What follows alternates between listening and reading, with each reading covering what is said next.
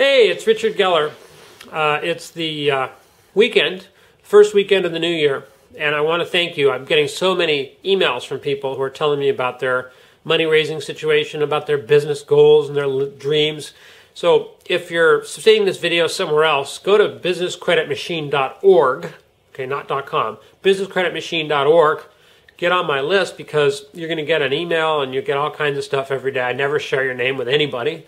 They can pull my fingernails apart. I will never give you their email address, no matter what happens. They can do anything. They can put me in boiling oil. They're not going to get your email address from me.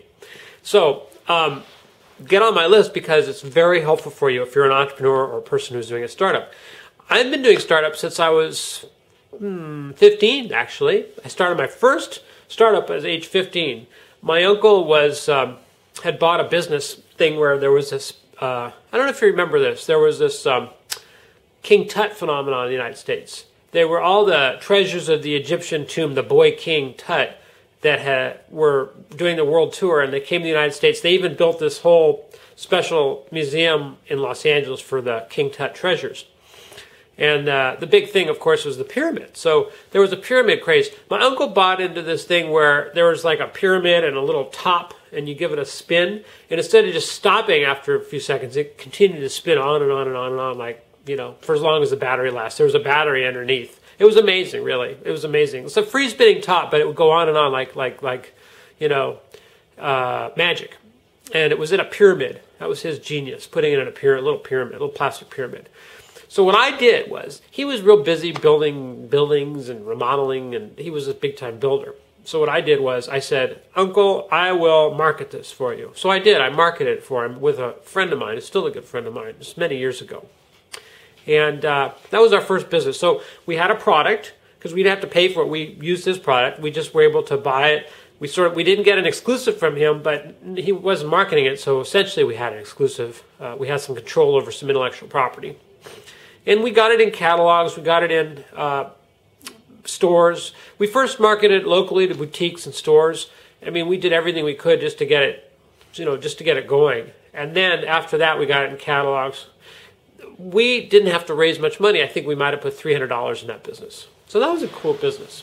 It didn't work out. It doesn't work. Usually it doesn't. Your first business usually doesn't work out. That one didn't work out. The reason it didn't was the product sucked.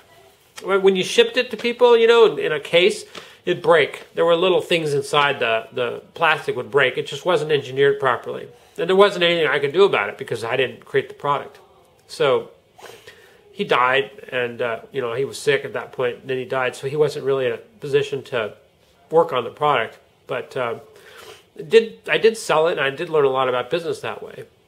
What I learned was, make sure your product works. Okay? I get a lot of emails from people, and they have a product that is not quite ready for prime time. That's okay, but you have to make sure that if you're raising money, your investors know the state of the product, and you're not misleading people.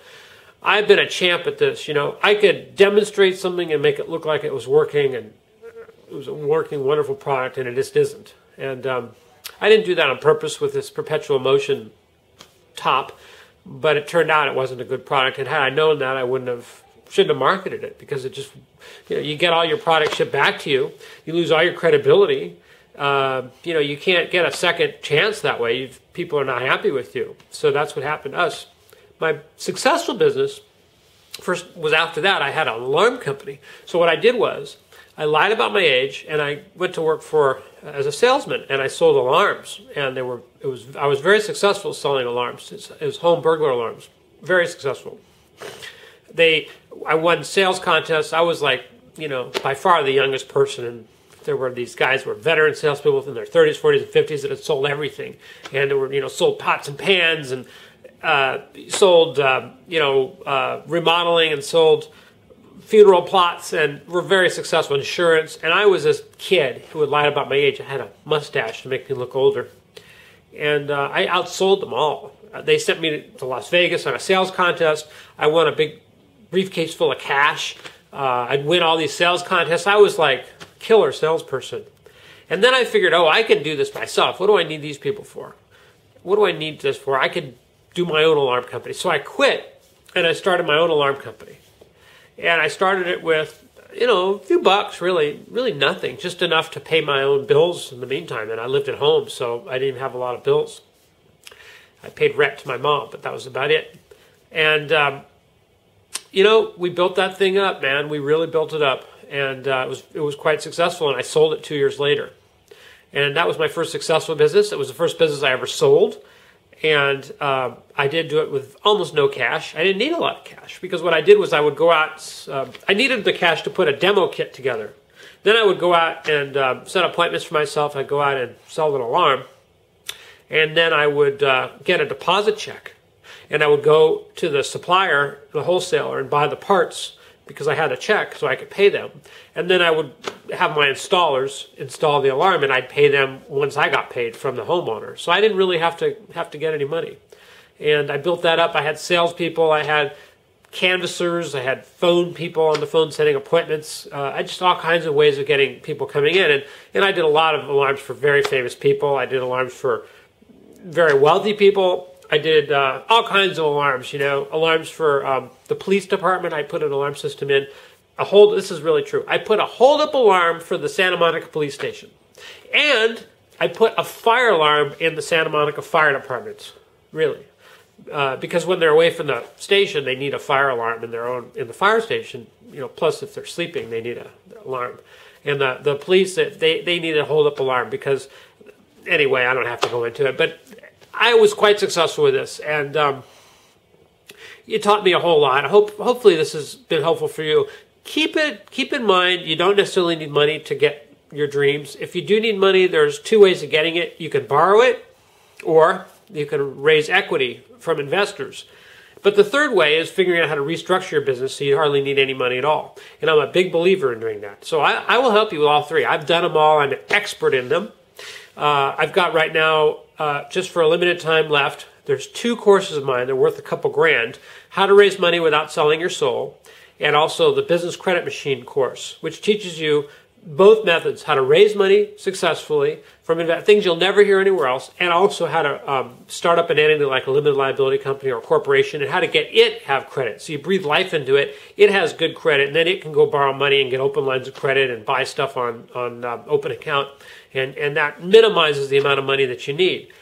Even if you have terrible credit, that'll work. So those are basically, there's no charge. I'm just asking you that you pay the shipping costs, my shipping costs, and I send it to you, and then it's a way of you're getting enrolled in the Business Credit Machine coaching club with ex-bankers who will teach you and help you, and really in a few months you can build up the credit for your entity. But if you don't like the coaching or you decide it's not for you, any reason at all, you just send us an email and cancel that, and what'll happen is you'll still be in the you'll still have my stuff, my courses.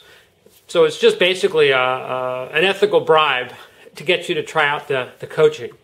So I hope you take advantage of it, because I'm just about ready to pull the plug on that program, and I'm going to start charging for the courses because they're worth a lot. And I'm also working on some new courses. I think you're going to like them.